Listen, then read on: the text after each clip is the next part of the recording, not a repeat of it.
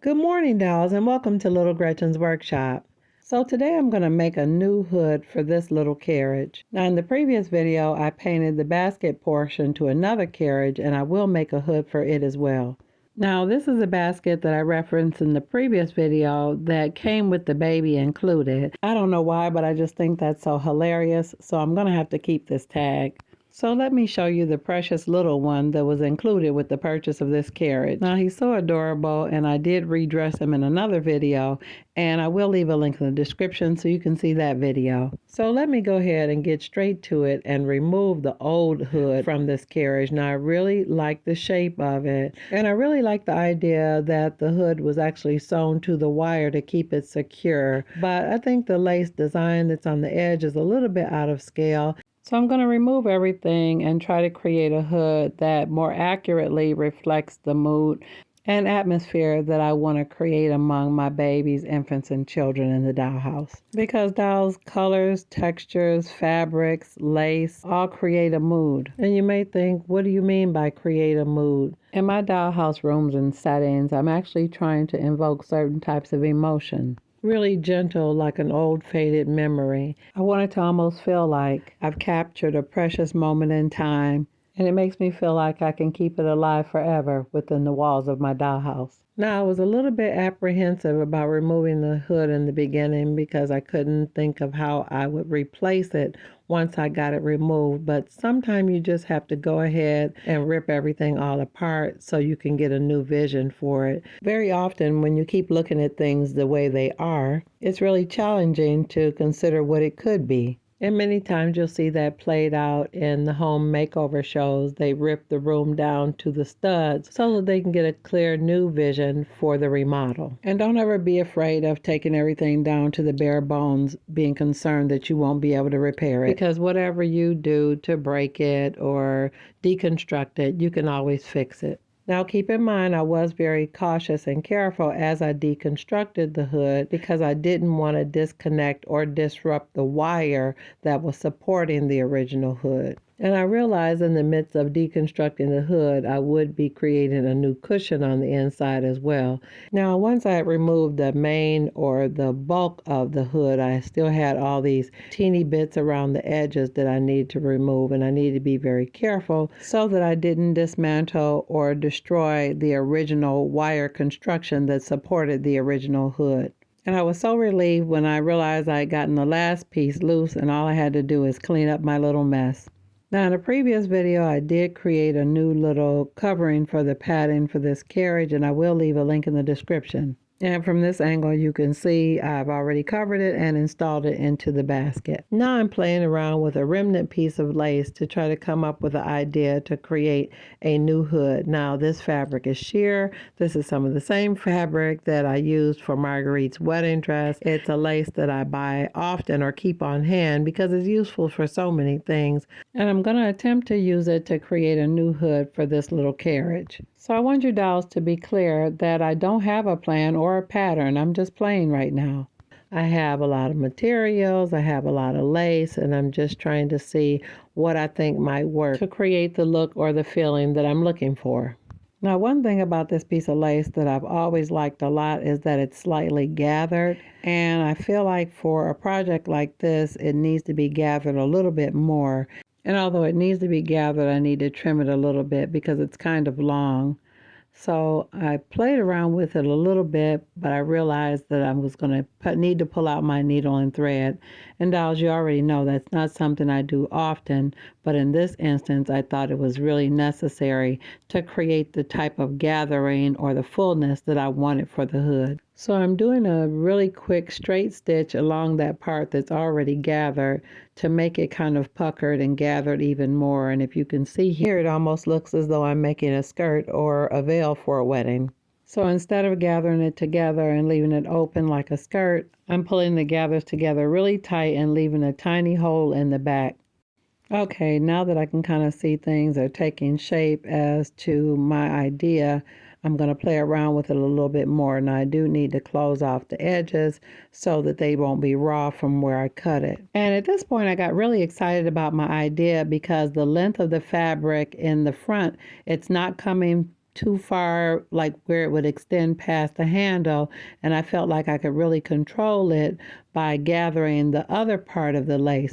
So I'm going to move forward.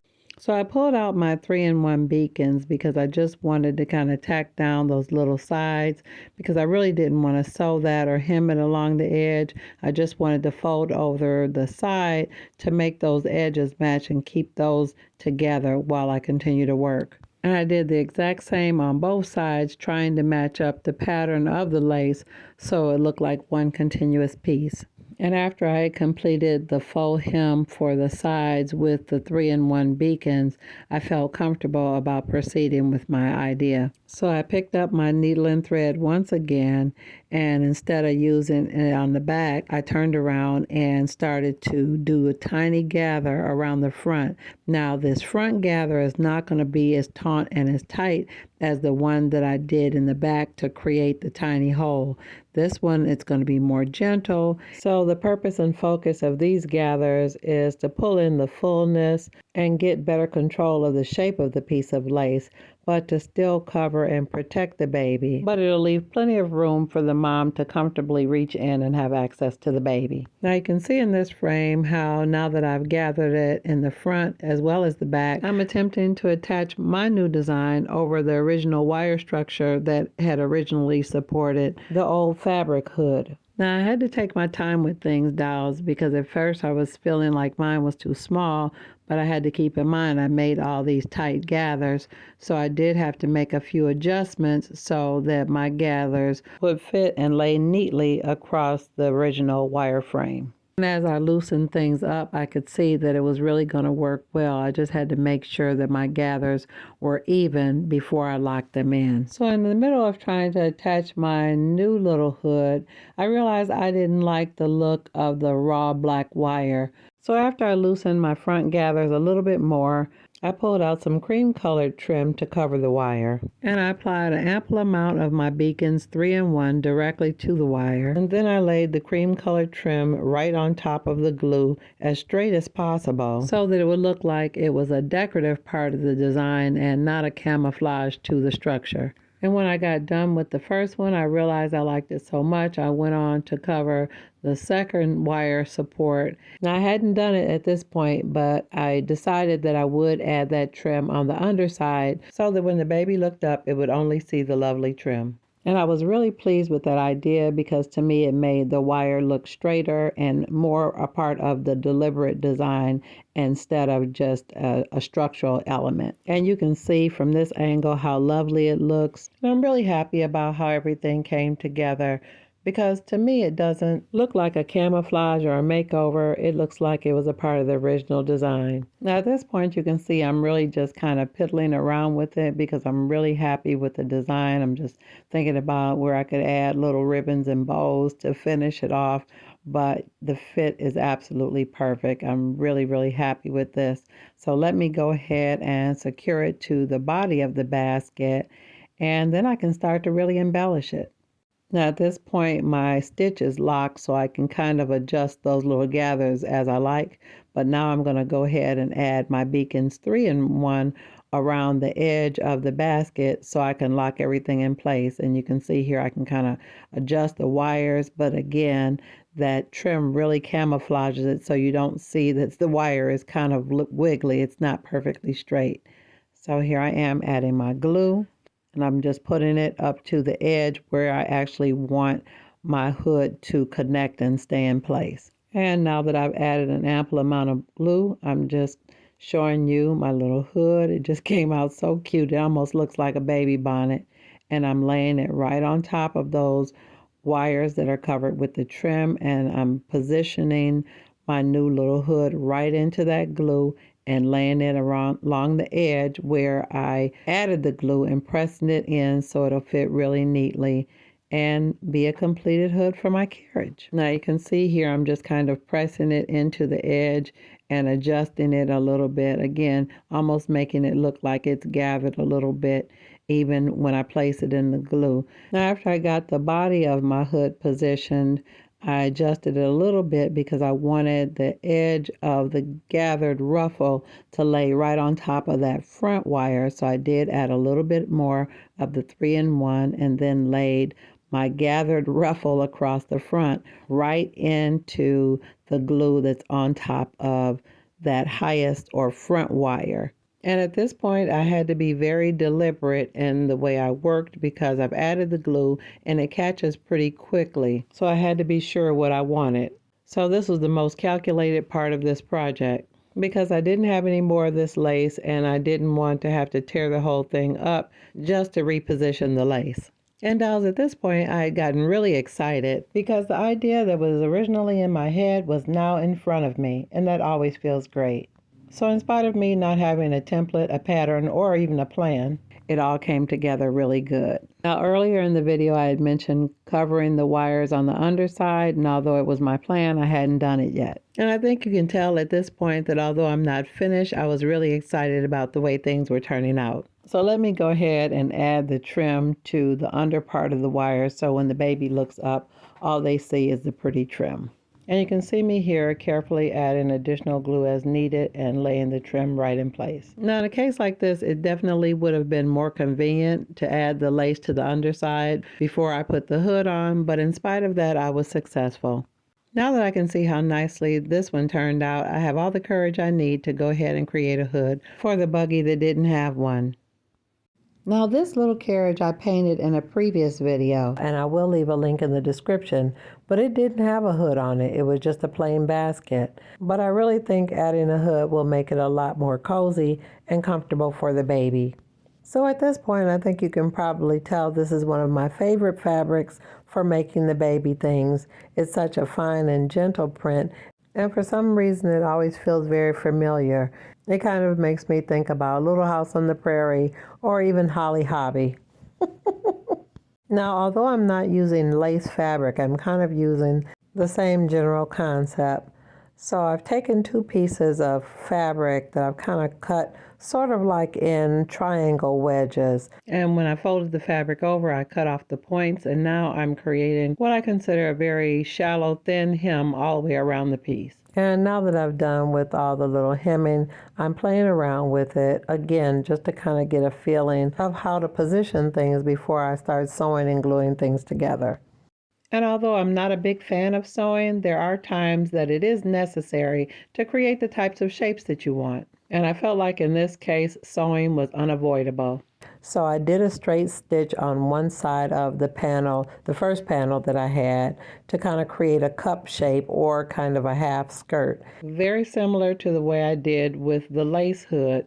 And you can clearly see in this frame it has a similar shape. And then I'm going to lay the second piece across it to extend it further so it'll cover at least half of the basket. And it's kind of cute to me that it actually looks like I'm creating a tiny bonnet to go on the back of the basket.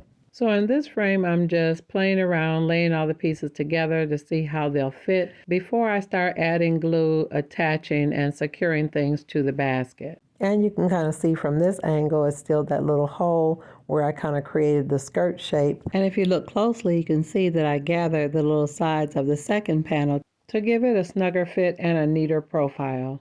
Now in this part of the video, I took everything apart, reassembled it, and just tried to look at it from every angle.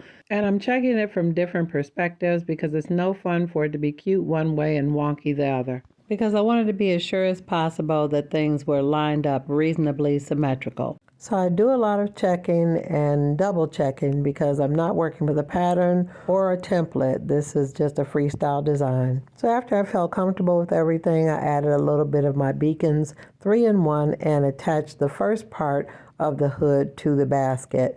And I decided to opt out for the hole in the back and just laid the gathers just along that back edge. And I wanted it to be fluffed out. Now I had considered adding a water and glue solution to make the hood firm, but at this point I hadn't decided to do that because this is a pretty firm cotton. But if I decide to use the water and glue solution in the future, it would just be a simple matter of me brushing it on like paint and allowing it to dry. So in this frame, I'm lining up the sides to the extended panel so that I can make sure they match. And after I was satisfied with the way the sides lined up, I laid it across the middle so that the two seams came together. Now, you couldn't see it from this angle, but I did have a few little dots of glue to go across that panel seam where they attach. And again, I'm lining it up, just pressing the fabric into the glue so everything seals together. Now you can see in this next frame that I felt like I missed a spot or I needed a little bit more glue. So I just pulled out my Beacons 3-in-1 and just squeezed a little dot right there under the cuff of the little bonnet to lay it into the basket. So after I was satisfied with the attachment of the base of the little hood and I added the extender, I was really tickled with the shape and how the color blended really nice with the color that I painted the basket. So I definitely had to do something to embellish it. And I had this kind of mulberry or plum colored lace trim that I had almost forgotten that I had. And I thought it looked perfect with this tiny print fabric. And after I got that first little piece of lace on there, dolls, you know I just had to keep going. And dolls, at this point, I can't even explain to you the level of joy and delight that I was experiencing. I was so tickled about how the fabric and the linen colored paint looked together, and then the little plum lace picked up the little floral colors that are in the print. I was just happy. And I think one of the reasons it tickles me so much is because the majority of the time I don't have a plan. I just use the colors and the prints and the trims that I like, and they always seem to come together. I really don't like things to look matchy-matchy. I really prefer them to be a little hodgepodge. But even in the midst of all my hodgepodging, things seem to coordinate. And just when I thought I was done with the lace, I felt like I needed a little bit more trim. So I ended up using the trim to cover up all the seams. And to me, covering the seams with the trim almost gives the impression that the hood is one piece and that the trim is just there for decoration. And by the time I added the last of the lace, I was really, really happy with the finishing of my design. And I'm thinking about some other little things I'll add to enhance it. But I think I'll save that for another time.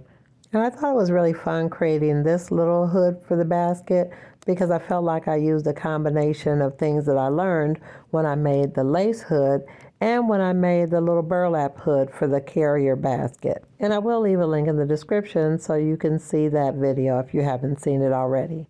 Now, dolls, if you enjoyed this video today, I sure would like to know what you think in the comments.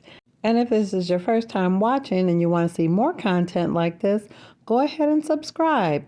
And also hit the notification bell so you'll be alerted when I upload a new video.